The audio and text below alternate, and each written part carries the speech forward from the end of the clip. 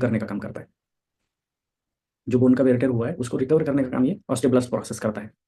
लेकिन फटी के बाद जब ये प्रोसेस बंद हो जाता है तो रिबिल्ड होना तो बंद हो गया। एक प्रोसेस होता है ऑस्टियोक्लास्ट। ऑस्टियोक्लास्ट प्रोसेस क्या होता है कि वो जो यूज्ड बोन है वहाँ पे जो पार्टिकल्स निकले डैमेज के बाद उसको क्लीन आउट करने का काम करता है ऑस्टियोक्लास्ट प्रोसेस। दुख की बात यह है ये प्रोसेस आजीवन चलता रहता है। वेयर टेयर हुआ है वहाँ से क्लीन करता रहेगा, वो क्लीन अप करता रहेगा। लेकिन रिबिल्ड करने वाला प्रोसेस जो है फटी के बाद बंद हो जाता है। और इस कारण जितना यूज हो गया बोन उतने घिसते जाते हैं, उसमें से मिनरल्स कम होते जाते हैं, बोन डेंसिटी रिड्यूस होती नजर आती है, रिबिल्ड नहीं होती है। समझ में आ रहा है? अब 90% केस में ना, जैसे कोई ओबीज होता है तो सबसे पहले सलाह क्या दी जाती है एक्सरसाइज के तौर पे कि वॉकिंग किया करो। आज हम ओवरेज इंजरी को समझेंगे। ओवरेज इंजरी क्या? ज़्यादा इस्तेमाल से होने वाली। तो मान लीजिए मेरा बॉडी वेट 60 केजी होना चाहिए मेरे हाइट के अकॉर्डिंग, जो कि 80 केजी है। इसका मतलब सीधा ये निकलता है कि 20 केजी बॉडी पे एक्स्ट्रा लगेज लेके रात दिन मैं इसको कैरी कर रहा हूँ। अब अगर मेरा न्यूट्रिशन अच्छा है या मैं न्यूट्रिशन करेक्ट कर दूँ तो ये बॉडी वेट मुझे दूसरे तरीके से हेल्प आउट करेगा। कैसे? कि इसको उठाने के लिए मसल को एफर्ट करने पड़ेगी। अगर मैं डाइट अच्छी लेता हूँ, डाइट सुधार लेता हूँ, तो यही बॉडी वेट मेरे मसल को स्ट्रेंथ करने में भी हेल्प करेगा, है ना। वजन के साथ जब हम मसल को ट्रेन करते हैं तो ट्रेन हो जाते हैं, राइट। पॉजिटिव मैनर में हो जाएगा ये सब चीज़ें। लेकिन अगर मेरा न्यूट्रिशन पुअर है तो क्या होगा, मेरे मसल टिश्यू उतने वेट के साथ डैमेज तो होगी लेकिन रिकवर नहीं हो पाएंगे। समझ रहे? या फिर अगर मैं एक्सेस बॉडी वेट, किसी ने सलाह दी है मुझे कि रोज चलने जाया करो या वॉकिंग करो, जॉगिंग करो, जिससे आपका वजन कम होगा। वजन कम होगा ये बात ठीक है, लेकिन 20-30% तक।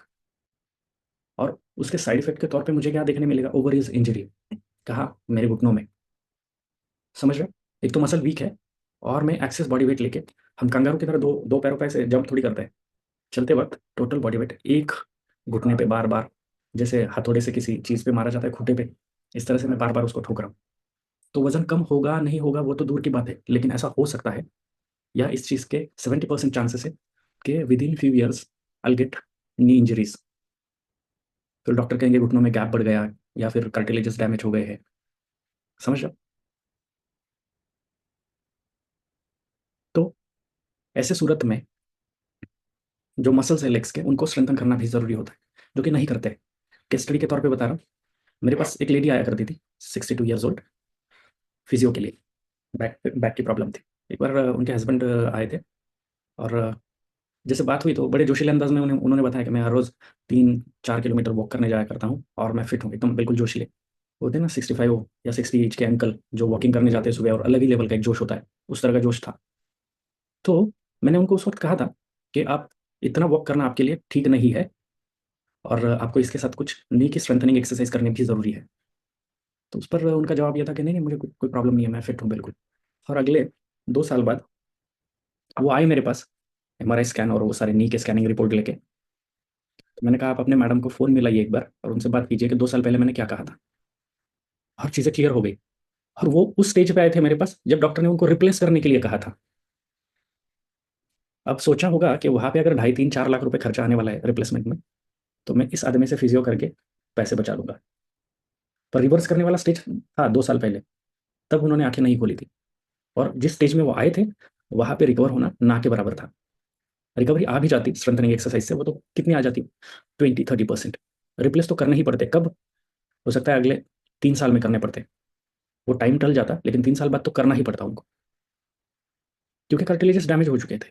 और जैसे 40 के पहले या 45 तक बोन्स रिकवर करते हैं, ठीक उस तरह से रिकवरी नहीं देखने मिलेगी बढ़ती उम्र में या ग्रोइंग एज में या डाउनफॉल के एज में। तो वो जो प्लम्बर होते हैं, कारपेंटर होते हैं, उनके पास जो हथौड़ा होता है ना, उसको कभी घर पे कोई काम चल रहा हो तो उस हथौड़े को ऑब्जर्व करना। बार बार इस्तेमाल कर करके उसके आगे के कुछ मेटल पार्टिकल है ना ऐसे स्प्लिट हो जाते हैं साइड में। बार बार ठोकने की वजह से वहां से वो स्प्लिट हो जाते हैं क्योंकि उन पर बार बार इंपैक्ट पड़ता है। ठीक इसी तरह का एक्शन जब आप ओवरवेट के साथ चलने की एक्सरसाइज करते हो तो आपके बोन्स पे हो रही है।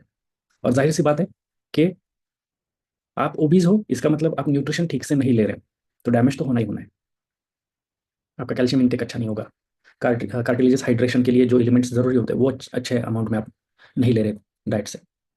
तो इस सूरत में घुटने डैमेज होना पॉसिबल है।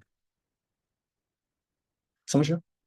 ये ऑस्टियोब्लास्ट प्रोसेस बंद होने के कारण आगे जो डैमेज हो रहा है वो रिकवर नहीं हो रहा है जैसे पहले हो रहा था। फटी के पहले जिस तरह से होता है वैसे नहीं हो रहा था। आप महसूस करोगे कि घर के अगर कोई बुजुर्ग है तो उनका एक फिक्स डाइट होता है, 2 रोटी खानी है या 1 रोटी खानी है, थोड़ी सब्जी, दाल चावल थोड़ा दही, इस तरह से एक फिक्स डाइट होता है। इंक्रीज डिक्रीज नहीं करते वो लोग।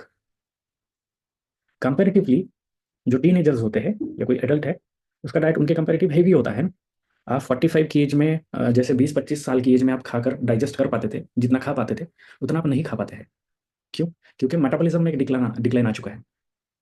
मेटाबॉलिक रेट जो है वो कम हो चुका है आपका कंपैरेटिवली जो आपका 20 में था। तो ये बॉडी का एक प्रोसेस है कि 0 से स्टार्ट करके ग्रो करके 10 तक पहुंचना और 10 से दोबारा डाउनफॉल शुरू करके 0 तक पहुंचना।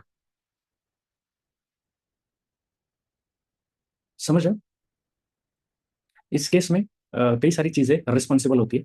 सबसे पहला होता है डाइट, क्योंकि हेयर टू टो बॉडी की नर्चरमेंट के लिए, नरिशमेंट के लिए न्यूट्रिशन इंपॉर्टेंट है।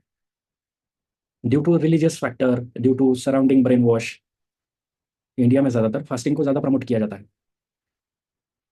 कुछ एक स्पिरिचुअल गुरु इस तरह से बताते हैं कि आप ये क्या करो, वो करा वो क्या करो, फास्टिंग करोगे तो टिश्यूज रीजनरेट होते हैं बॉडी में, इस तरह के जनरेटिव चेंजेस आ जाते हैं जो आपको बेनिफिट देते हैं। लेकिन इन चीज़ों के पीछे कोई साइंटिफिक एविडेंस नहीं होते हैं। या आप 100 साल 200 साल पहले के लाइफस्टाइल को लेके जो कॉन्सेप्ट बना था वो आज की डेट में अप्लाई नहीं कर सकते।